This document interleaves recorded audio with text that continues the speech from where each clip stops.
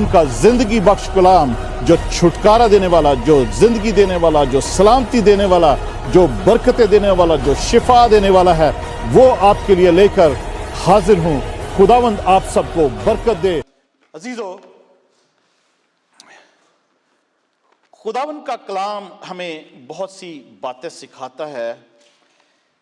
और हम जब आमोस नबी की किताब में से उसकी किताब की स्टडी कर रहे हैं और उसमें से चंद एक बातें सीख रहे हैं अपनी नसीहत के लिए, अपनी बेहतरी के लिए, अपनी कमजोरियों को दूर करने के लिए और अपनी तैयारी के लिए, सबसे बढ़कर अपनी तैयारी के लिए कि हम किस तरीके से तैयार हो सकते हैं खुदावंद से मुलाकात करने के लिए। खुदावंद के कलाम में एक बात लिखी है, इफ्सियों के खत में जब हम पढ़ते हैं, खुदावंद का कलाम हमें बताता है कि खुदावंद यीशु मसीह जो है,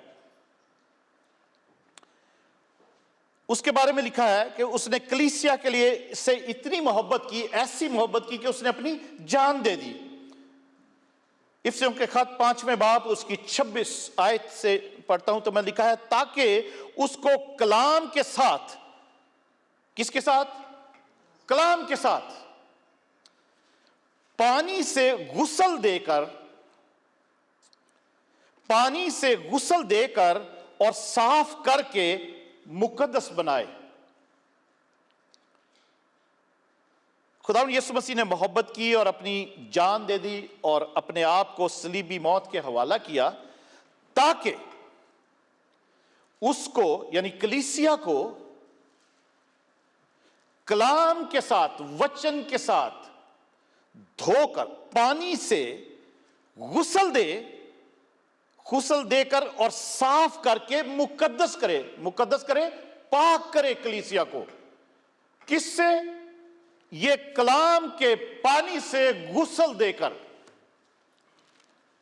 हम गुसल करते ना, हम शावर लेते ना, नहाते ना, हर रोज नहाते हैं, या कई दफा सर्दियों में लोग दूसरे तीसरे दिन नहाते हैं, पर गर्मियों में रोज ही नहाते हैं, या कभी कभी तो सर्दियों में भी। यहां पर तो ऐसी प्रॉब्लम नहीं है हमें, क्योंकि हमारे घरों में हॉट वाटर आता है, तो 2 दफा नहाओ, सर्दी हो गर्मी हो, कुछ फर्क नहीं पड़ता। बट हम नहाते हैं ताकि हम साफ हो, पाक हो, नए कपड़े पहनते हैं। पर हमें खुदावन के कलाम से भी नहाना होता है। रोज भी नहा सकते हैं उससे, और खासकर रोज कैसे नहाते हैं? हम खुदावन के कलाम को पढ़ते हैं। खुदावन का कलाम जो है हमें वो धोता है, वो साफ करता है, वो काटता है। और एवरी डे जब हम खुदावन का कलाम पढ़ते हैं, और वैसे भी सुनते हैं, कई दूसरे प्रीचर्स को भी सुनते हैं, और संडे को भी, या और भी बाइबल स्टडीज में, या किसी वक्त भी जो खुदा का कलाम है जब हम सुनते हैं, इबादत अटेंड करते हैं, ऑफ कोर्स हर इबादत में खुदा का कलाम सिखाया जाता है, सुनाया जाता है, सुना जाता है। आमीन। और उसमें क्या होता है कि वो कलाम हमारे लिए होता है, वो वचन हमारे लिए है कि वो हमें धोए। रूहानी तौर पर जो गंदगी हमारी जिंदगी में होती है, या हमारी रूह बदन जान में होती है, उसको खुदा का कलाम धोए। आमीन। खुदा का कलाम उसको धोए, और ताकि हमें वो पाक करे। क्यों ये जरूरी है? जरूरी इसलिए है कि खुदावन का कलाम कहता है कि खुदावन यीशु मसीह हमें कलाम के साथ पानी से गुसल देकर और साफ करके मुकद्दस बनाए, और एक ऐसी जलाल वाली कलीसिया बनाकर अपने पास हाजिर करे, जिसके बदन में दाग या झुर्री या कोई और ऐसी चीज ना हो, बल्कि पाक और बेऐब हो। अभी हम जो जैसे गीत गा रहे थे, तेरी शीरीन आवाज में सुनता है खुदावन, उसकी आवाज जब हम सुनते हैं तो खुदा का कलाम हमारे कानों को भी धोता है, हमें भी धोता है, हमारी रूह को धोता है, अंदर से हमारी जान को धोता है, और हम अंदर से भी पाक होते हैं, फिर बाहर से भी पाक होते हैं। आमीन। खुदावन का कलाम हमें पाक करता है। क्यों? कि एक टाइम आने वाला है कि खुदावन यीशु मसीह अपने जलाली तख्त पर बैठने वाला है। वो एक सफेद घोड़े पर बैठकर आसमानी फौजों के साथ वो जल्द आने वाला है। आमीन। जब हम पढ़ते हैं मुकाशफा की किताब में 19 बाब में वो सारा नजारा, तो खुदावंद यीशु मसीह जल्द आने वाला है। और जब जो कुछ हम आमोस नबी की किताब में सीख रहे हैं कि अपने खुदा से मुलाकात की तैयारी कर, इसको हम डिफरेंट एंगल्स से देख रहे हैं कि क्या इसका मतलब क्या है। हम डिफरेंट एंगल्स से देख रहे हैं। जैसे पहले देखा था कि एक जैसे पहलवान एक दूसरे को चैलेंज करते हैं, ऐसे भी एक मुलाकात का टाइम होता है कि दूसरे से मुलाकात करनी है, हमने मिलना जाके, और हम अपनी तैयारी करें। और बहुत से लोग नेगेटिवली तैयारी करते हैं, बहुत से लोग पॉजिटिवली तैयारी करते हैं खुदा से मुलाकात करने की। अभी पिछले वीक में एक वीडियो वायरल हुई थी, और उस वीडियो में एक इंग्लैंड में एक कोई शख्स है, और वो कह रहा है कि मैं किसी से नहीं डरता, मुझे किसी का डर नहीं है, मैं चौक में बाइबल रख कर तो उसकी बेहुरमती करूंगा। देखी वो वीडियो, राइट? आप लोगों ने देखी तो अजीजों, और वो कह रहा है मुझे कोई पकड़ नहीं सकता, मैं किसी से डरता नहीं हूं। तो विच मीन मैंने भी देखी, जब वीडियो किसी ने भेजी थी, जब मैंने देखी वो, तो मैं ना उसको देखकर मैं हंस रहा था। मैं कहा ये कितना बेवकूफ शख्स है, ये कितना अहमक शख्स है ये, जो कि ऐसी बात कर रहा है कि खुदा को चैलेंज कर रहा है। खुदा को, क्योंकि दुनिया की और कोई किताब ऐसी नहीं है जिसको खुदा का कलाम कहा जाता है। हालेलुया। ये इसके अलावा, इस बाइबल के, इस खुदा के कलाम के अलावा और कोई ऐसी किताब नहीं है। दुनिया की सब होली बुक्स कहलाती हैं, मगर एक ये वह किताब है बाइबल जो खुदा का कलाम कहता है। और कोई इसकी चौक में रखकर इसको गंदा करना या बेहुरमती करने का मतलब यही है कि वो खुदा के साथ मुकाबला करने के लिए चैलेंज कर रहा है। तो क्या वो इसमें कामयाब हो सकता है? नहीं हो सकता है वो करे भी ऐसा, मगर खुदा जो पाक है, जो कुदूस है, जो चाहता है कि हमें खुदा इसी कलाम, ये पाक कलाम जो है, ये उसका पाक पानी है। जो रूह है वो उसका पाक पानी है, जीवन जल है, होली वाटर है, जिंदगी का पानी है। जो इसकी बेहुरमती करना चाहता है, उसके लिए उस पर खुदा रहम करे अपना, उसके लिए दुआ करनी चाहिए। ये वो पानी है जो हर एक इंसान को पाक और साफ करता है, इसलिए कि जो खुदावंद यीशु मसीह के बदन में शामिल होता है वो कलीसिया कहलाता है, खुदावंद यीशु का बदन कहलाता है। और वो बकरियां नहीं, भेड़ें कहलाई जाती हैं। आमीन। और वो इसलिए है कि एक जलाल वाली कलीसिया बनाकर खुदावंद जो है वो अपने पास हाजिर करे। लिखा है, ए खुदा, अपने खुदा से मुलाकात की तैयारी कर। आमोस की किताब में लिखा है, ओ ए इस्राएल, अपने खुदा से मुलाकात की तैयारी कर। मगर इस वक्त जो रूहानी तौर पर भी इस्राएल है, रूहानी तौर पर जो खुदावंद यीशु मसीह का बदन है, कलीसिया है, उसके लिए यह पुकार है कि कलीसिया, चर्च, अपने खुदावंद से मुलाकात की तैयारी कर।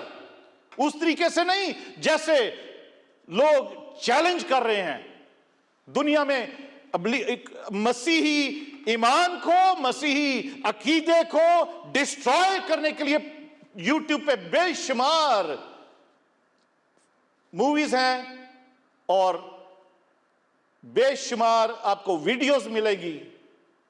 मगर कलाम में जैसा लिखा है कि हर घुटना उसके आगे झुकेगा, हर जुबान इकरार करेगी कि खुदावन यीशु ही खुदावंद है। आमीन। तो अजीजों, हमारी तैयारी कैसे हो सकती है, हम कैसे तैयारी करें? लास्ट संडे को भी बहुत सी बातें सीखी थी, और ये जो इस वक्त मैंने आयत पढ़ी है इफिशियंस चैप्टर 5 में से उसकी 26 और 27 आयत जो है कि खुदावंद यीशु मसीह अपने कलाम के साथ पानी से गुस्ल देकर और साफ करके मुकद्दस हमें बनाए, और एक ऐसी जलाल, ऐसी महिमा से भरी हुई एक ग्लोरियस चर्च जो है वो खुदावंद यीशु मसीह ताकि अपने पास हाजिर कर सके, उससे मुलाकात कर सके हम एक पाकीज़गी की हालत में। और वो कैसी पाकीज़गी हो, और जिसके बदन में दाग हो या ना झुर्री हो ना कोई और ऐसी चीज हो, बल्कि पाक और बेऐब कलीसिया हो, बेऐब उसकी भेड़े हो। हालेलुया। अजीजों, हम कैसे? क्योंकि हम सबको तख्ते अदालत के सामने खड़े होना जरूर है। करंथियों के खत में, दूसरा करंथियों और उसकी अगर हम 5 बाब में 2 करंथियंस चैप्टर 5 कि अगर हम 10वीं आयत में पढ़ें, 10th वर्स में, 2 करंथियंस चैप्टर 5 और 10th वर्स में लिखा है, क्योंकि जरूर है। यह जरूर का वर्ड यहां पर जो इस्तेमाल हुआ है उसको हमें जरूर उस पर गौर करने की जरूरत है। क्योंकि जरूर है कि मसीह के तख्ते अदालत के सामने जाकर हम सब का हाल जाहिर किया जाए, ताकि हर शख्स अपने उन कामों का बदला पाए जो उसने बदन के वसीला से किए हों, ख्वाह भले हों ख्वाह बुरे। क्योंकि जरूर है कि मसीह के तख्ते अदालत के सामने जाकर हम सब का हाल जाहिर किया जाए, ताकि हर शख्स, ठीक है, हर शख्स, चाहे वो बिशप है, चाहे वो पास्टर है, चाहे वो एवेंजलिस्ट है, चाहे वो बादशाह है, चाहे वो प्राइम मिनिस्टर है, प्रेसिडेंट है, ले पर्सन है या आम आदमी है, हर शख्स अपने उन कामों का बदला पाए जो उसने बदन के वसीला से किए हैं। बदन के वसीला से हम बहुत से काम करते हैं, और उन बदन के वसीला से काम करने के सबब से हमारी रूह पर वो इफेक्ट होता है। तो बहुत सारी बातें हैं जो हम डॉक्ट्रिन्स के अंदर नहीं है। डॉक्ट्रिन क्या है? डॉक्ट्रिन पता क्या है? बाइबल में से जिसने जो जैसा समझा, जैसा उसको पढ़ा और उसको समझा, और उसकी जो भी उसके मुताबिक उन्होंने समझा, जिसको जैसी समझ आई उन्होंने उसके मुताबिक उसको डॉक्ट्रिन बना लिया, उसको एक असूल की एक मसवदा, एक बुक या एक ऐसे बातें कानून बना लिए कि हमने बाइबल को इस तरीके से मानना है। और बहुत सी उसके साथ साथ बहुत सी डिनोमिनेशंस, बहुत से फिरके जो हैं वो बन गए, मगर ना डिनोमिनेशन मुझे और आपको बचा सकती है, ना कोई फिरका, और ना कोई डॉक्ट्रिन मुझे और आपको बचा सकता है, स्वाय खुदावन यीशु मसीह के लहू से या स्वाय खुदावन यीशु मसीह के कलाम के वसीला से, जो सच्चाई का कलाम है। जब हम पढ़ें, उसको समझें, उसको सुने, यही हमें धोकर पाक कर सकता है। खुदावन यीशु मसीह का लहू ही है जो हमारे गुनाहों को धोकर हमें पाक और साफ कर सकता है। आमीन। और जो हमें गाइड कर, खुदा का पाक रूह ही है। हम कभी कभी पाक रूह का भी काम अपने हाथों में ले लेते हैं, मगर कन्विंस करना, कन्विक्ट करना होली स्पिरिट का काम है, उसको भी अपने हाथ में नहीं लेना चाहिए। हमें सबको जरूर है कि खुदा के तख्ते अदालत के सामने एक दिन खुदा यीशु के आगे खड़े होना जरूर है, उससे मुलाकात करनी जरूरी है, और यह ऐसा जल्द होने वाला है। यहां पे लिखा है उन कामों का बदला पाए जो उसने बदन के वसीला से किए हों, ख्वाह भले हों ख्वाह बुरे। बदन के वसीला से काम जो हमने किए हैं, चाहे बुरे कर रहे हैं चाहे भले कर रहे हैं, तो उनका तख्ते अदालत के साथ क्या कैसा वो उस पे वो क्या इफेक्ट है, कैसे वो इफेक्ट करते हैं। तो अजीजों, अभी पास्टर जेकब जो बात कर रहे थे कि हमारी जो एक दिन है जो हमने यहाँ से जाना है और जो रूह है वो खुदा के पास जाती है और खाक का बदन खाक में मिला दिया जाता है। तो अजीजों, इसका एक प्रोसेस है, बड़ा ज़रूरी हमें समझने की ज़रूरत है, ऑलवेज रिमाइंड अपने माइंड में रखने की ज़रूरत है कि जो यहाँ लिखा ना कि जो बदन के वसीला से हमने जो भी काम किए हैं, क्या बुरे हों भले हों, उनका हमें बदला दिया जाएगा। तो बॉडी में जो रह के, फ्लैश में रह के जो हम काम करते हैं। अब छोटी सी एक मिसाल देता हूं। हम सब जो इस वक्त तो वो ऐसा दौर नहीं है, मगर हम सब जो पहले के पढ़े हुए हैं, पढ़े लिखे हैं, हमने पाकिस्तान में, इंडिया में हमने एक चीज़ देखी थी जो कि जिसको कार्बन पेपर कहते हैं। ठीक है, जो एक पेपर के नीचे रखा जाता है जब तक कि जो कुछ ऊपर वाले पेपर पे लिखा जा रहा है वो नीचे वाले पेपर पे भी प्रिंट हो जाए। ठीक है, उसको कार्बन पेपर कहते थे, जो बीच में रखा जाता था। तो ऊपर का जो पेपर है ना, उसको समझ लें कि वो बदन है,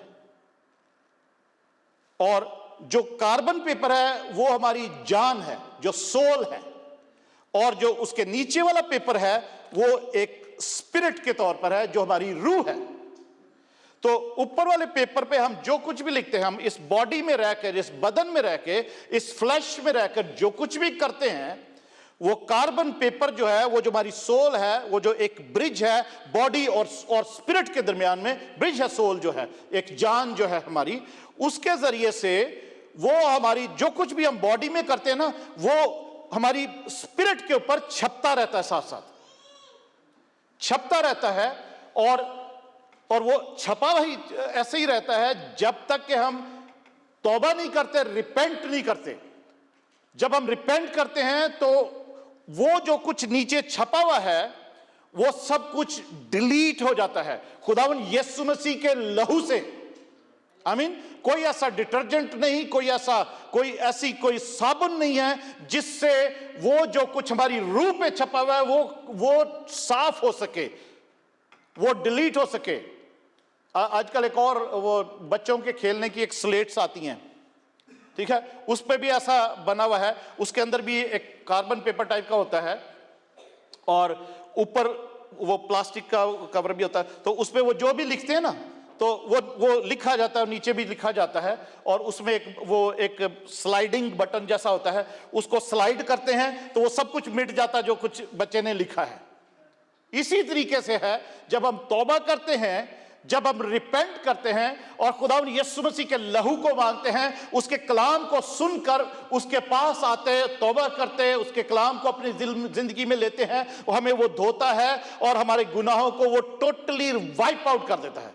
आमीन, वाइप आउट कर देता है। और और उसके बाद हमारी रूह जो है वो भी पाक होती है। और अगर उस हालत में हमारी रूह हमारे बदन से निकल जाती है, हमारी मौत हो गई या जैसे भी जिंदगी का आखिरी खत्म हो गई हमारी जिंदगी, तो वो जब स्पिरिट हमारी निकलती है तो वो उस पर क्योंकि वो खुदावंद यीशु के लहू से धुली है और उस पर जो कुछ हमने बदन में रहकर काम किया था वो धुल गया, खत्म हो गया, तो हमारी रूह जरूर है कि वो खुदावंद के पास ही जाए।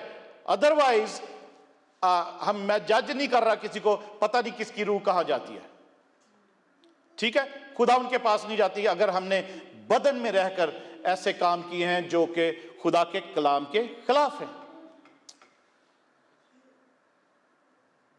अजीजों, तैयारी का जो हम देख रहे हैं कि खुदावंद के चर्च अपनी खुदावंद से मुलाकात की तैयारी करे। जो पहला हमने देखा था एक चैलेंज या मुकाबला, और उसके बाद लास्ट संडे को हम देख रहे थे कि जो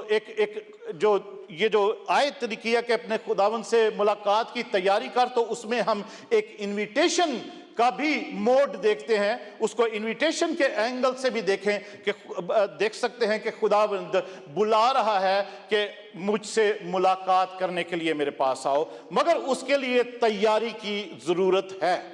तैयारी की बहुत सख्त जरूरत है। चाहे हमने उसके साथ मुलाकात करने के लिए, वर्शिप करने के लिए आना है, इबादत अटेंड करने के लिए आना है, या कलाम सुनाने के लिए आना है, सुनने के लिए आना है, कुछ भी करने के लिए आना है, हम उसके साथ मुलाकात करने के लिए आ रहे हैं और उसकी वो बुलाहट है, तो उसके लिए तैयारी की बहुत ज्यादा जरूरत है। आमीन। तैयारी की जरूरत यही है कि योएल नबी के सहीफे में दूसरे बाब में, योएल, हमने इसकी स्टडी ऑलरेडी कर चुके हुए हैं, मगर मैं सिर्फ वो उस आयत को पढ़ना चाहता हूं। योएल नबी के सहीफे में, आज कौन कौन बाइबलें लेकर आया है? Praise God. ये इस साल का कानून है कि सब ने बाइबलें जो हैं अपनी साथ लेकर आनी है, इसलिए मैं बहुत कम वर्सेस जो हैं पावर पॉइंट पे लिख रहा हूं, सिर्फ हवाले लिखे हुए ताकि आप नोट भी कर सकें, आपको याद भी रह सकें। योएल नबी का सहीफा, और उसकी दूसरा बाब, सेकंड चैप्टर, जोएल चैप्टर 2 और उसकी 12 आयत में अगर हम पढ़ते तो लिखा है, लेकिन खुदावंद फरमाता है। कौन फरमाता है? खुदावंद फरमाता है, अब भी पूरे दिल से, खुदावंद फरमाता है अब नहीं, अब भी, कि ये भी अभी भी टाइम है, अब भी पूरे दिल से, थोड़े दिल से नहीं, लाचारी से नहीं, लापरवाही से नहीं, अब भी पूरे दिल से और रोजा रखकर और गिरियाजारी और मातम करते हुए मेरी तरफ रुजू लाओ, मेरी तरफ आओ, मुझसे मिलने के लिए पूरे दिल से तैयारी करके आओ, रोजा रख के आओ, गिरियाजारी करते हुए आओ, कांपते हुए आओ, कि उस खुदा से हमने मुलाकात की तैयारी करनी है, उससे हम मिलने जा रहे हैं। अजीजों, आपको पता है, जब ओल्ड टेस्टामेंट, जो बाइबल पढ़ने वाले लोग हैं या सुनने वाले, उनको पता है कि पुराने अहदनामे में जब खुदा ने जो सिस्टम बनाया था कि काहिन जो है, सरदार काहिन, साल में एक बार ही होली ऑफ होलीज में जाया करता था, तो वो बड़े डरते हुए ही जाता था। वो अपने गुनाहों की कुर्बानी पहले देता था, अपना आप, वो पहले अपना सारी क्लियरेंस करता था, भारी कुर्बानी चढ़ा के, तौबा करके, अपने आप को पाक और साफ करके होली ऑफ होलीज में, पाक तरीन मकान में जाता था। और वहां जाने के बाद के उसके अलावा भी आपको पता है कि सबने सुन रखा है कि उसका जो सरदार काहिन का जो ड्रेस था, उसके नीचे वो जो घेरा था, उस पे घंटियां बांधी हुई होती थी, क्योंकि वो अंदर भी जाकर वो आर्क ऑफ कवनेंट के आगे चलता रहता था, वो खड़ा नहीं होता था, ताकि वो घंटियां बजती रहें। और उसके पांव के में एक रस्सी भी बंधी होती थी कि अगर वो घंटियां किसी वक्त बंद हो गई थोड़ी देर के लिए, तो वो ऑटोमेटिकली असूम कर लो कि खुदा, वो कुछ ना कुछ गलती उसने अंदर जाके की है, कुछ ना कुछ गलती उसके अंदर ऐसी नापाकी थी या कुछ भी था कि खुदा की आग आई या खुदा का कहर आया, तो वो ही इज डेड। तो उसको अंदर जाने की बजाय उसको खींच कर ही बाहर निकाला जाता था। और उसके अलावा भी जो दूसरे प्रीस्ट थे, जो होली प्लेस में जाया करते थे, जो कि जहां पर क्षमादान था, कैंडल स्टिक थी, 7 कैंडल्स वाला उसको, और वो शो ब्रेड जो रोटियां थी टेबल पे होती थी, और बखूर जलाने के लिए भी जो छोटा ऑल्टर था जिस पे खुशबू जलाई जाती थी, उस जगह पर भी जो प्रीस्ट जाया करते थे, वो भी अपने आप को पाक साफ करके जाया करते थे। पूरी तैयारी होती थी कि कहीं अंदर जाकर हम पर खुदा का कहर ना, क्योंकि ऐसा भी हुआ है, एविडेंस था उनके पास कि वो लिखा ना कि जिन्होंने ऊपरी आग गुजरानी खुदा उनके हुजूर जाके, तो खुदा की हुजूरी से ही आग निकली और वो दोनों को, हारून के 2 बेटे, उनको वहीं पर खत्म कर दिया, भस्म हो गए। तो लोगों को सबक दिया जाता था कि कुछ सीखो कि अपने आप को तैयारी से खुदा के घर में लेकर जाओ। आमीन।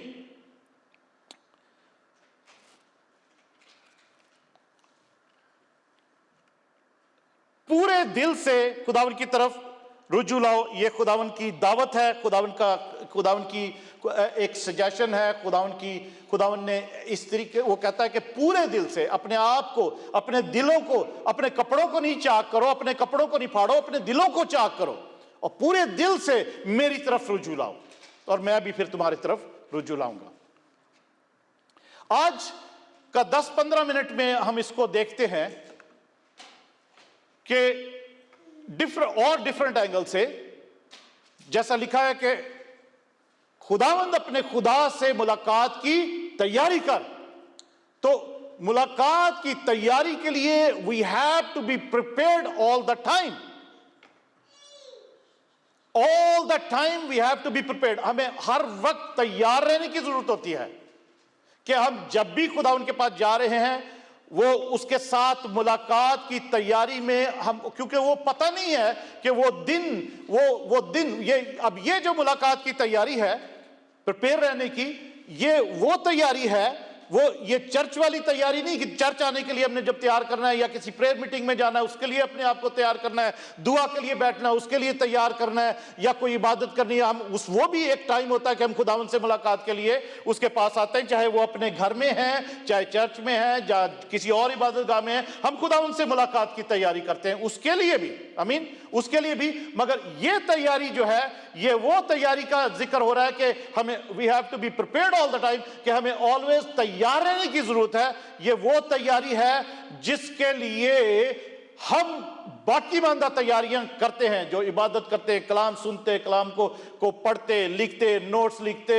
और प्रीच करते और दुआ करते हैं, वर्शिप करते हैं, वो सब कुछ वो एक ऐसी कॉम्प्रिहेंसिव तैयारी है जो उस वक्त के लिए है कि जब हमने फाइनली खुदावंद से मिलना है, मुलाकात करनी है उसके साथ। और वो तैयारी क्या है? मत्ती की इंजील में उसके 24 बाब में हम अगर जाएं तो उसमें बहुत सी हमें बातें मिलती हैं कि किस तरीके से खुदावंद यीशु मसीह बताते हैं और समझाते हैं और सब कुछ तफसीलन बताते हैं, खोल के बताते हैं, डिटेल में बताते हैं खुदावंद यीशु मसीह कि हमें उस दिन के लिए कैसे तैयार रहना जरूरी है, कैसे तैयार होना जरूरी है। मैथ्यू 24 और 25 महीने में एक दफा जरूर पढ़ लिया करें। यही बातें लूका की इंजील में भी लिखी है, मत्ती की इंजील में भी लिखी है, डिफरेंट तरीके से थोड़ी थोड़ी लिखी हुई हैं, मगर यहां पर आप कंफ्यूज ना हो तो सिर्फ मत्ती 24 बाब और 25 बाब, 24 चैप्टर 25 चैप्टर महीने में एक दफा जरूर पढ़ लिया करें। आपको याद रहेगा कि कैसे हालात चल रहे हैं, क्या कुछ इस वक्त हो रहा है, दुनिया में क्या किया जा रहा है, क्या हो रहा है, दुनिया किस तरफ जा रही है। और हमारे पास एक घड़ी है जो कि जिसको बोलते हैं डूम्सडे क्लॉक। मैंने एक दफा पहले भी दिखाई थी। और इस वक्त उसकी सुई जो है, वो कुछ साइंटिस्ट हैं, वो बाइबल पढ़ने वाले लोग नहीं है, प्रोफेसीज पढ़ने वाले लोग नहीं है, वो साइंटिस्ट हैं जिन्होंने मिलकर एक घड़ी बनाई है।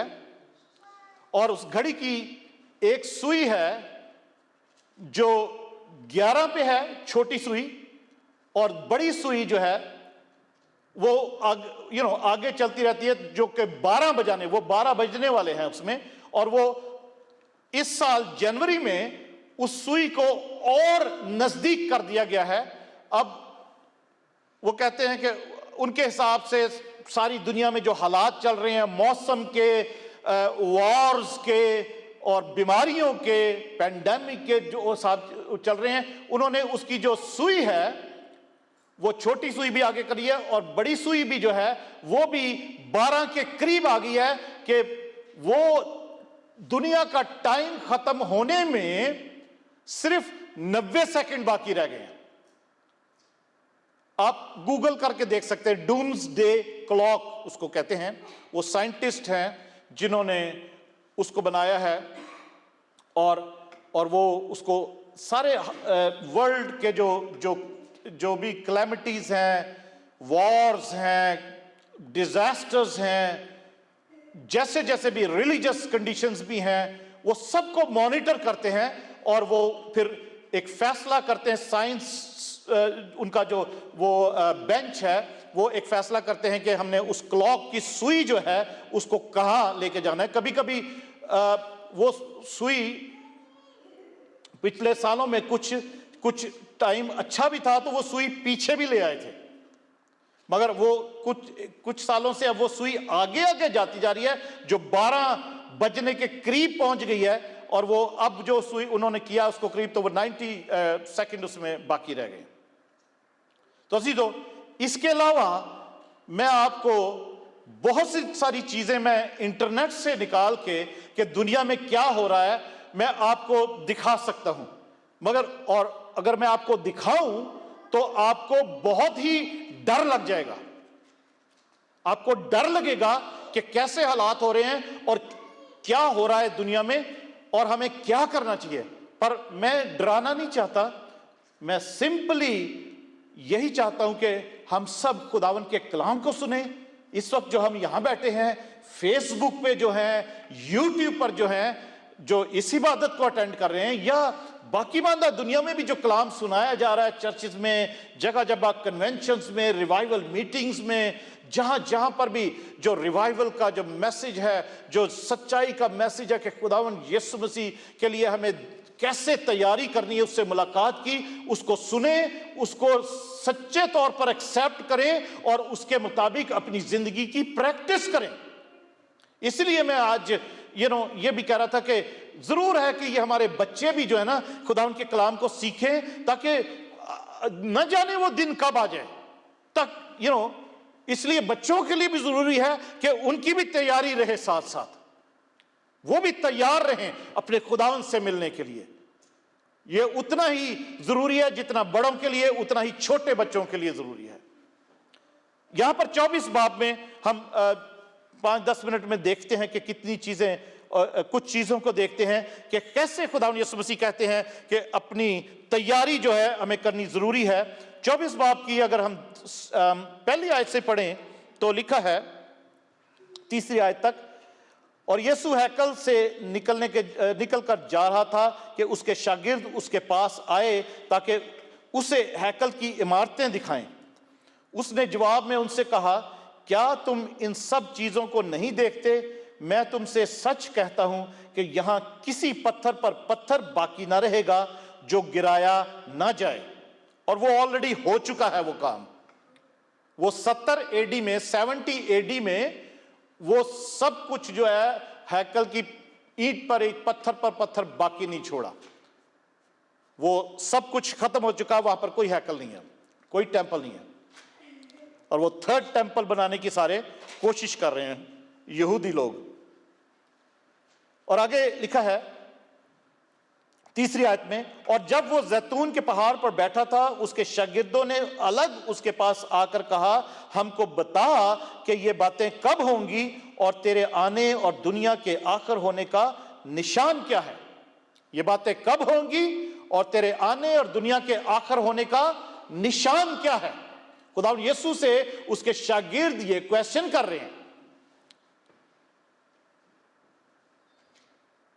तो आगे अगर हम 29 आयत में आप अगर इसको पूरे को पढ़ो तो आपको बहुत सारी चीजें नजर आएंगी जो खुदावंद यीशु मसीह ने कहा है कि मेरे आने और उस वक्त का क्या हालात होंगे, कैसे होंगे। आप खुद अगर उसको पढ़ें तो आपको बार बार पढ़ें, महीने में एक बार जरूर पढ़ें, ताकि आप इसके लिए अपने आप को तैयार करें कि मुझे तैयार रहना जरूरी है। आमीन, तैयार रहना जरूरी है। और आगे लिखा है 29 आयत में अगर हम पढ़ें 29 वर्स में, मैथ्यू 24:29 वर्स, और फौरन उन दिनों की मुसीबत के बाद सूरज तारीक हो जाएगा और चांद अपनी रोशनी ना देगा और सितारे आसमान से गिरेंगे और आसमानों की कुव्वतें हिलाई जाएंगी।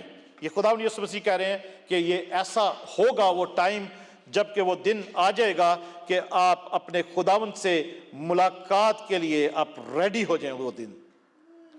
और 30 आयत में लिखा है, और फिर इब्ने आदम का निशान आसमान पर दिखाई देगा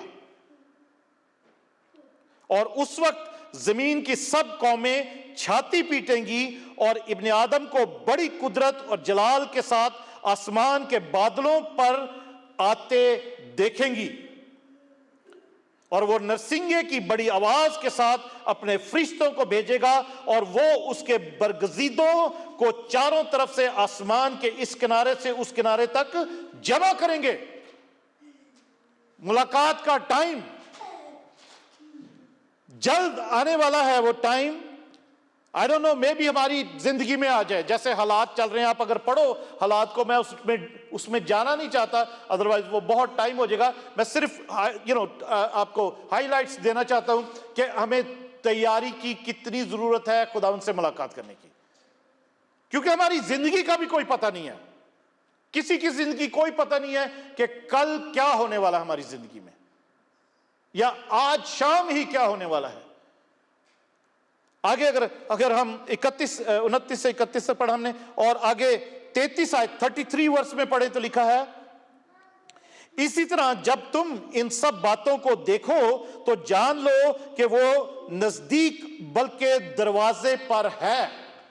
इन सब बातों को जो 24 बाब की 3री आयत से लेकर यहां तक लिखी हुई हैं, खुदावंद यीशु मसीह कह रहे हैं इन सब बातों को जब तुम देखो कि ये सब बातें हो रही हैं और ज्यादा होती चली जा रही हैं, तो जान लो कि वो नजदीक बल्कि दरवाजे पर है। हमें उसकी मुलाकात की तैयारी कर लें, हमें तैयार रहने की जरूरत है। B prepared all the time, हमें तैयार रहना जरूरी है। और आगे अगर हम उसकी 36 आयत से पढ़ें तो 42 आयत में, असी तो यहां पर 36 आयत से 42 आयत में लिखा है, मैं पढ़ता हूं फिर मैं आपको बताता हूं। लिखा है 36 आयत से, लेकिन उस दिन और उस घड़ी की बाबत कोई नहीं जानता। ठीक है, कोई नहीं जानता, नोबडी नोज। आप अगर देखते हैं, जानते हैं, तो हर साल, हर 2-3 साल के बाद कोई ना कोई उठ खड़ा होता है, कोई ना कोई बुक आती है किसी की लिखी हुई, किसी का क्लेम होता है कि खुदावंद यीशु मसीह फलां दिन, लोगों ने तो डेटें भी दी, साल भी दिए कि फलां यीशु मसीह फलानी डेट को फलाना टाइम पे आने वाले हैं वो, और वो बड़े बड़े एविडेंस देते हैं बाइबल में से भी और हालात के मुताबिक भी। पर खुदावंद यीशु मसीह कहते हैं कि उस वक्त के मुताबिक कोई नहीं जानता, ना आसमान के फरिश्ते ना बेटा, मगर सिर्फ बाप जानता है कि वो दिन कब आने वाला है, जब मेरी कलीसिया मुझसे मुलाकात करेगी। वो मुलाकात कलीसिया का और खुदावन की मुलाकात का वो दिन कब आएगा, वो सिर्फ बाप जानता है। और लिखा है कि वो दिन कैसे आ जाएगा, वो ऐसे आएगा। लिखा है कि 38 आयत में, क्योंकि 37 आयत में, जैसा नूह के दिनों में हुआ वैसा ही इब्ने आदम के आने के वक्त होगा। नूह के दिनों में क्या हुआ था सबको पता है। नूह के दिनों में नूह ने किश्ती बनाई थी। खुदा ने कहा था कि मैं सारी दुनिया को डिस्ट्रॉय कर दूंगा, बारिश भेजूंगा, पानी आएगा। रेगिस्तान में, सहरा में, डेजर्ट में नूह कश्ती बना रहा है और कश्ती को 100 से 120 साल बनने में लगे थे। और 100 से 120 साल तक नूह से सारे पूछते होंगे कि क्या कर रहा है तू, ये यहाँ पे ये किश्ती क्यों बना रहा है। और वो कहता होगा खुदा ने मुझे कहा है कि दुनिया में ये गुनाह जो फैल गया, सारी करप्ट हो गई है दुनिया, सब कुछ सारा कुछ ही करप्ट हो गया है और इतना गुनाह बढ़ गया है, सिन इतना बढ़ गया, पाप इतना बढ़ गया है कि खुदा कह रहा है कि मैं ये डिस्ट्रॉय कर दूंगा और जो कोई इस किश्ती में होगा वो बच जाएगा। तो लोग नूह का मजाक उड़ाते होंगे, 100-120 साल तक उसका मजाक उड़ाते रहे। किसी ने तौबा नहीं की, किसी ने रिपेंट नहीं किया कि ये नूह ठीक कह रहा है या नूह की बात मान लें, हम भी इसके साथ कश्ती बनाने में भी मदद करें और वो उस बात के, उस दिन के लिए अपने आप को तैयार करें कि वो दिन कब आएगा जबकि वो दुनिया डिस्ट्रॉय होगी। तो यहां पे लिखा है जैसा नूह के दिनों में हुआ वैसा ही इब्ने आदम यानी खुदा यीशु मसीह के आने के वक्त होगा, क्योंकि जिस तरह तूफान से पहले नूह के तूफान से पहले के दिनों में लोग खाते पीते और ब्याह शादी करते थे, उस दिन तक के नूह कश्ती में दाखिल हुआ। जैसे लिखा है कि जिस तरीके से नूह के टाइम पर नूह कश्ती बनाया जा रहा है, शायद उसने मजदूर भी रखे हो, उनको पैसे देता हो, मगर वो मजदूर पैसे की खातिर काम कर रहे हो, मगर उनको इससे कोई मतलब न शायद ना हो कि ये हमारी बचाव के लिए बनाई जा रही है, या हम शायद ये नूह जो बनवा रहा है वो समझ रहे होंगे कि शायद कोई नए किस्म की बिल्डिंग इस बना रहा है, नूह इसमें रहा करेगा, अपने जानवर भी इसमें रखेगा, क्योंकि नूह ने सारा प्लान उनको बताया होगा कि मैं क्या क्यों बना रहा हूं, कि सब, क्योंकि इतनी बड़ी चीज जो बन रही है। तो लिखा है कि जिस तरीके से नूह के दिनों में लोग ब्याह शादी करते थे, ब्याह शादियां हो रही हैं, सब कुछ हो रहा है और रूटीन से काम चल रहा है, सब अपने अपने काम कर रहे हैं, जॉबें हो रही हैं, सब हर किस्म का काम चल रहा है, हर किस्म की काम की नॉर्मल रूटीन चल रही है, जब तक के कश्ती के अंदर नूह जिस दिन तक दाखिल हुआ। और आगे 39 वर्ष में लिखा है, और जब तक तूफान आकर उन सब को बहा ना ले गया, उनको खबर ना हुई, उसी तरह इब्ने आदम का आना होगा। उस वक्त दो आदमी खेत में होंगे, एक ले लिया जाएगा और दूसरा छोड़ दिया जाएगा। दो औरतें चक्की पीसती होंगी, एक ले ली जाएगी, दूसरी छोड़ दी जाएगी। बस जागते रहो, क्योंकि तुम नहीं जानते कि तुम्हारा खुदावन किस दिन आएगा। जागते रहो कलीसिया, खुदा से, अपने खुदावन से मुलाकात की तैयारी कर लो और तैयार रहो। हमारा आज का जो टॉपिक है उस आयत के मुताबिक, ए इस्राएल, ए कलीसिया, अपने खुदावन से मुलाकात की तैयारी कर। तो अजीजों, इस तैयारी के लिए हमें तैयार रहने की जरूरत है, क्योंकि यहां पे जैसे लिखा है, मैंने अभी पढ़ा है 42 वर्ष में, बस जागते रहो क्योंकि तुम नहीं जानते कि तुम्हारा खुदावन किस दिन आएगा। इसलिए हमें जागते रहने की जरूरत है कि हम, किसी को नहीं पता वो दिन किस दिन आएगा और हमारा खुदावन किस दिन आएगा, but we have to be prepared. और उसके लिए, उस प्रेपरेशन के लिए आगे खुदावन यीशु मसीह ने और बहुत सारी हमें पैराबल्स में, तमसीलों में भी समझाया है। अगर 25 चैप्टर में जाएं तो 25 चैप्टर के पहले आयत से अगर पढ़ते हैं तो सबको पता है 10 कंवारियों का जिक्र, 10 वर्जिन्स जो थी, 10 कंवारियां, कि उस वक्त आसमान की बादशाही उन 10 कंवारियों की मानिद होगी जो अपनी मशलें लेकर दूल्हा के इस्तकबाल को निकली। उनमें 5 बेवकूफ और 5 अक्लमंद थी। सबको इस कहानी का पता, राइट? सबने सुनी है ये कहानी 10 कंवारियों की, जिसमें 5 अक्लमंद थी, 5 बेवकूफ थी। और अक्लमंद जो थी उनके पास दियों में भी तेल था, उनके पास एक्स्ट्रा भी तेल था, और दूल्हा को आने में देर हो गई। दूल्हा को आने में देर हो गई और सारी सो गई। आधी रात को शोर बचा, दूल्हा आ गया, दूल्हा आ गया, बारात आ गई। तो वो सारी उठी हैं, और जो अक्लमंद थी उनके पास एक्स्ट्रा तेल भी था, उन्होंने अपनी मशलें, अपने सब वो लाइटें जलाई। और जो बेवकूफ थी उनके पास तेल खत्म हो चुका था, और वो लिखा है कि अक्लमंदों से वो मांगने लगी कि हमें अपने से तेल दे दो। उन्होंने कहा नहीं, हमारे लिए जो है ना, हमारे तुम्हारे लिए काफी नहीं होगा, ये हमारे लिए ही काफी है, और तुम अपने लिए अपना तेल इस वक्त ढूंढो जाके। तो लिखा है कि वो दूल्हा आ गया और वो 5 कंवारियां अंदर ज़ियाफत में दाखिल हो गई, जो अक्लमंद थी, और जो बेवकूफ थी वो बाहर रह गई। पता नहीं कब वो ढूंढ ढांड के कहीं से तेल लेकर आई, और उसके बाद वो आई जब, तो दरवाजा बंद हो चुका था। अंदर से उन्होंने बहुत नोक किया, बहुत रोई, चिल्लाई कि हम रेडी होके आ गई हैं। आगे कहा कि मैं, लिखा है कि अंदर से आवाज आई, मैं तुम्हें जानता ही नहीं हूं, दरवाजा बंद हो चुका है। अजीजों, इसलिए जरूरी है कि उन 5 कंवारियों की तरह हमारे भी दियों में पाकरू का तेल होना जरूरी है। हम हर वक्त रेडी रहें, मालूम नहीं किस दिन वो दिन आ जाए। हमें अपने खुदावन से तैयारी करने के लिए, मुलाकात की तैयारी में रेडी रहने की जरूरत है। और इसी तरीके से एक और पैराबल जो ये 25 चैप्टर में है, 14 आयत से अगर हम पढ़ें तो उसमें वो टैलेंट्स हैं या तोड़े हैं, तोड़ों का जिक्र है कि एक आदमी जो है वो परदेश जाता है वक्त अपने घर के नौकरों को बुलाकर अपने माल उनके सुपुर्द किया, और एक को 5 तोड़े दिए, दूसरे को 2 और तीसरे को 1 दिया, और उनसे कहा उनकी लियाकत के मुताबिक, और उनसे कहा कि इन तोड़ों से अपना जाकर कारोबार करो और इनसे और ज्यादा कमाओ और इनको बढ़ाओ, तो मैं जल्द आकर हिसाब किताब करूंगा। और उसके 31 आयत में 31 आयत में अगर हम पढ़ें तो एक और बात लिखी है। वो तोड़े क्या हैं जो पहले हमने पढ़ा है? वो हमारे सबके टैलेंट्स हैं जो खुदा ने हमें दिए हैं, और उनको हमें इस्तेमाल करना ज़रूरी है।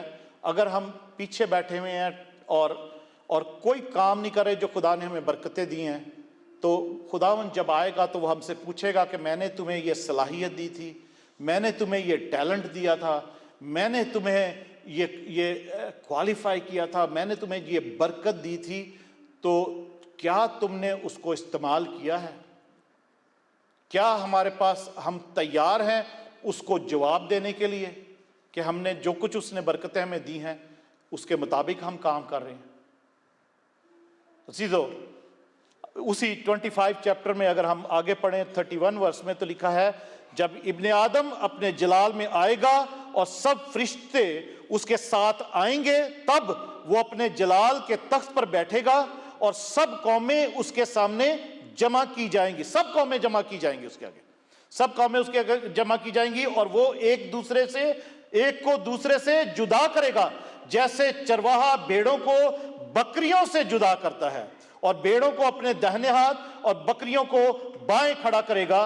उस वक्त बादशाह अपनी दाहिनी तरफ वालों से कहेगा, आओ मेरे बाप के मुबारक लोगों, जो बादशाही बनाए आलम से तुम्हारे लिए तैयार की गई है, उसे मिरास में लो।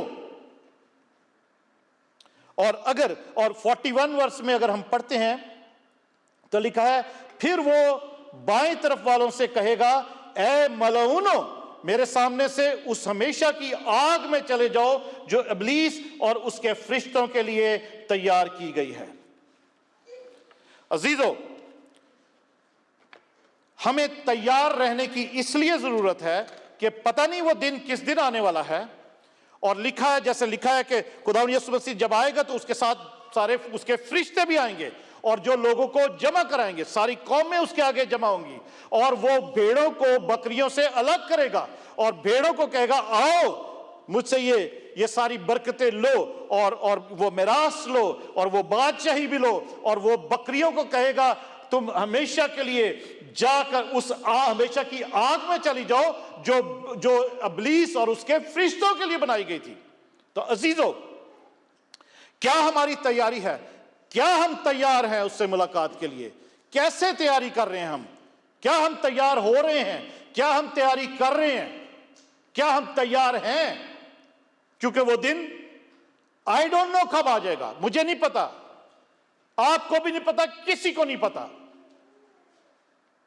इसलिए हमें तैयार रहने की जरूरत है। और क्या हम बकरियां हैं या हम भेड़े हैं ऑलरेडी? क्या हमें खुदाउन के आने पर वो फरिश्ते भेड़ों वाली साइड पे लेके जाएंगे या बकरियों वाली साइड पे अलग करेंगे? बकरियों का अगर उसकी डिटेल में जाया जाए तो वो एक अलग सरमन बनता बकरियों का और भेड़ों का। पर बकरियों से मुराद यही है कि बकरियां चरवाहे के पीछे भेड़ें जैसे मुंह नीचे करके चरवाहे के पीछे पीछे जाती हैं, जिधर जिधर वो जा रहा है उसकी आवाज़ भी सुनती हैं। बकरियां उनको कंट्रोल करना, जब ना हर्ड होता है, जो उसका जो फ्लॉक होता है, उसको कंट्रोल करना मुश्किल होता है, क्योंकि बकरियां इधर उधर मुंह मारती रहती हैं। वो दरख्तों को पकड़, जिधर भी हो है वो चरवाहे के पीछे नहीं चलती हैं। उनको डंडे भी मारने पड़ते हैं बकरियों को, और उनको बड़ी मुश्किल से कंट्रोल करना पड़ता है। मगर इसीलिए बाइबल में बकरियों और भेड़ों की मिसाल दी गई है। और इस वक्त आपके आगे एक चैलेंज है, क्या आप बकरियां हैं या भेड़ें हैं? अपने आप को आप क्या समझते हैं?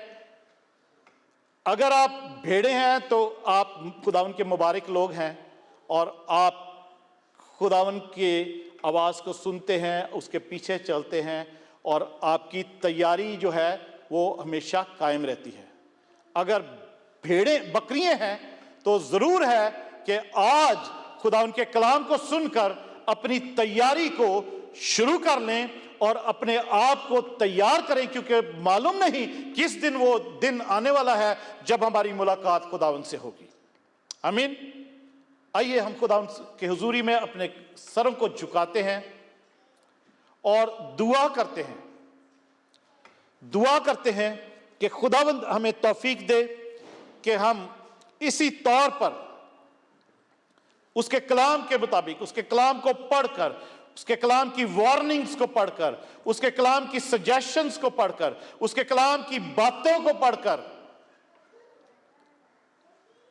हम अपने आप को तैयार करें, ताकि एक ऐसी जलाल वाली कलीसिया खुदावंद अपने सामने खड़ी जैसे करना मांगता है, खुदावंद के पानी, खुदावंद के कलाम के पानी से हम गुसल लें ताकि पाक और साफ हो और उसके आगे बेऐब और बेझुर्री या और कोई भी ऐसी चीज हमारी जिंदगी में ना हो जो हमें रोक सके कि हम उसके आगे खड़े हों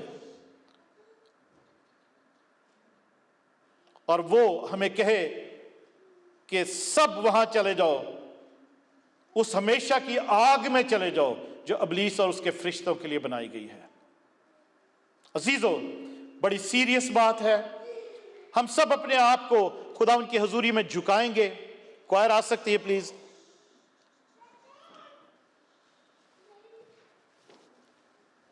और दुआ करेंगे, दुआ करेंगे कि खुदावंद हमें यह तौफीक दे कि हम तैयार करें अपने आप को। हर कोई सर झुकाकर अपनी जिंदगी पर गौर करे और अपने आप से सवाल करे कि खुदावन, क्या मैं बकरी हूं या मैं भेड़ हूं? मेरी जिंदगी का क्या स्टेटस है इस वक्त? खुदावन पाकरू, मेरी मदद कर कि मैं अपनी जिंदगी पर गौर कर सकूं कि क्या मैं तैयार हूं या नहीं तैयार हूं। दुआ करें कि खुदावन अपने कलाम के पानी से आपको गुसल दे, आज का कलाम आपको गुसल दे, ताकि हमारी जिंदगी के, आपकी जिंदगी का, मेरी जिंदगी का या तमाम वो लोग जो इस कलाम को सुन रहे हैं उनकी जिंदगियों से हर किस्म का दाग, हर किस्म की झुर्री, हर किस्म की बदी, हर किस्म का गुनाह जो है वो धुल जाए, वो जाता रहे और लोग एक जलाल वाली कलीसिया उसके लिए, खुदावन यीशु मसीह के लिए तैयार हो जाए, ताकि वो एक जलाल वाली कलीसिया, एक महिमा से भरी हुई कलीसिया, एक ग्लोरियस चर्च को अपने सामने हाजिर कर सके। क्योंकि उसके साथ मुकाबले के, उसके साथ मुलाकात की तैयारी, उसके साथ मुलाकात का वो वक्त आने वाला है।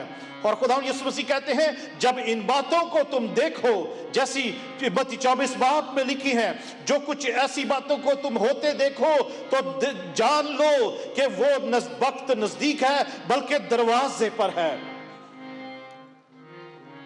पर क्योंकि ऐसा ही होता है जैसे नूह के दिनों में होता आया है कि लोग दरख्त लगा रहे हैं, ब्याह शादियां हो रही हैं, लोगों की रेगुलर रूटीन चल रही है और कोई भी तौबा भी नहीं कर रहा, कोई अपनी तैयारी नहीं कर रहा कि हम वो यीशु जो हमारी एक कश्ती है, वो यीशु जो हमारे छिपने की जगह है, वो यीशु जो हमारा मोहकम कला है, हम उसके साथ उसमें जाने के लिए तैयार हो जाएं, उसमें छिपने का, अपने आप को उसमें छिपा लें। हम वो यीशु जो खुदा, जो हक ताला का पर्दा है, उसके अंदर अपने आप को छुपा लें, उसके अंदर अपने आप को बसा लें, अपने खानदान समेत उसमें आ जाएं, ताकि हम हक ताला के साया के नीचे सकूनत करें जब तक वो हमारी मुलाकात का टाइम आ नहीं पहुंचता, जिस वक्त खुदावन यीशु आ नहीं जाता और हमारी मुलाकात उससे नहीं होती, उसके लिए हम तैयार रहें,